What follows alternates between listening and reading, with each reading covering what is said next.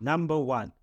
Compatibility with Alpine-based images. One issue when using Eclipse Temurin is its compatibility with Alpine-based images. Alpine Linux is popular for its small and lightweight nature, which also makes it ideal for container-based systems like Docker. However, Alpine uses Musel libs instead of glibs, the standard C library used by most Linux distributions.